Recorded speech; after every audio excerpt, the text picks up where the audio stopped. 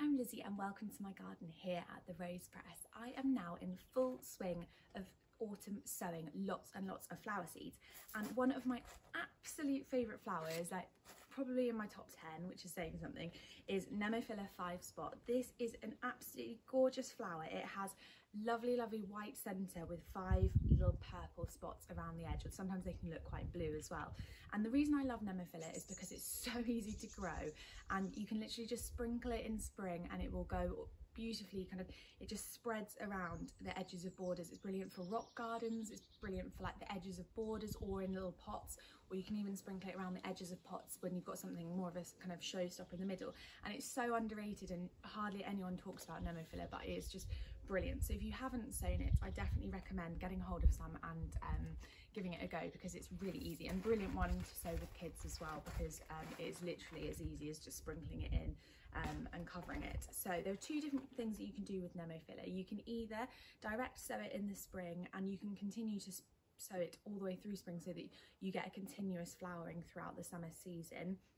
Or you can sow in autumn, which means that you get earlier flowers next spring. So I'm actually going to do lots of different methods so that I get them all the way through the year, because I think they're absolutely gorgeous and I absolutely love them. So I'm going to sow some now in the autumn in pots, keep them under cover, and then plant them out in spring next year. I'm also going to direct sow some this autumn around the edges of borders for spring next year, and then I'll also continue to direct sow them in spring next year as well. And you can also grow them under cover in spring and then plant them out as well. So there's so many different methods, but I'm basically going to do all of them because I love them and they're such brilliant flowers, and like I say, so underrated. They're just the prettiest little things. And when I had my open garden, one of the things that everyone asked me was, what's this flower here? And it was the little Nemophila, because it's so dainty and pretty, and just, yeah, it looks really nice at the bottom of borders, and then you've got all your other stuff. It really sets it off nicely.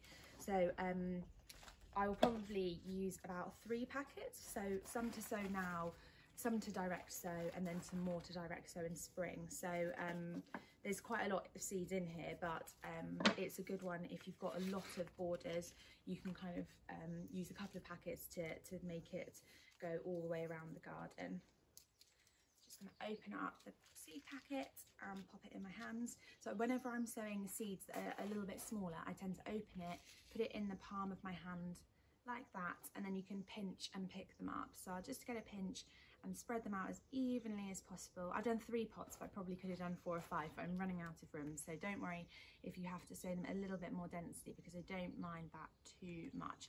You could, if you have the time and inclination and space, put some compost in here and sow 1 individual seed in each cell, but I just think it's much easier to direct sow them like this and sprinkle it all in like that.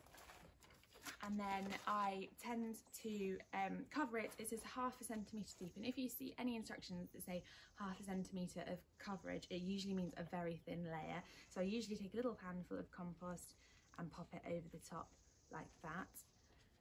I think we overestimate how much 1/2 centimetre is. It's really not very much at all. So right on here,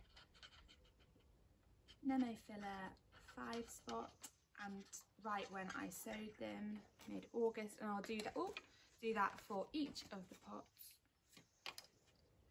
And it's really important to make sure that you label everything, because everything will look the same in spring next year and it'll be really difficult to tell, especially if you're sowing a couple of different types of Nemophila.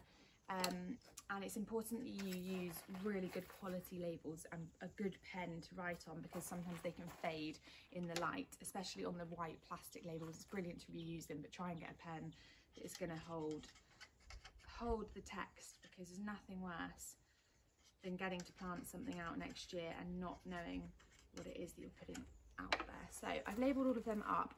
In an ideal world, I've remembered that I should have really watered the compost first, but it really doesn't matter. I'll give these a water, and then I'll pop these inside, either on a windowsill to start with, or in my mini greenhouse, or if you've got a full greenhouse, then brilliant, put them there.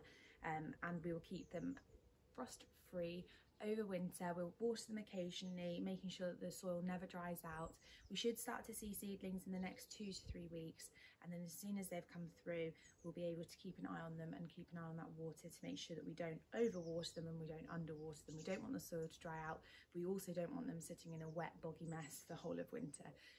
I'll also be direct sowing seeds, and there's a video on my IGTV, my YouTube and my website blog all around how to direct sow seeds. It really is as simple as preparing the soil well, sprinkling them all over, giving them a good rake or more contact with the soil, and giving them a water.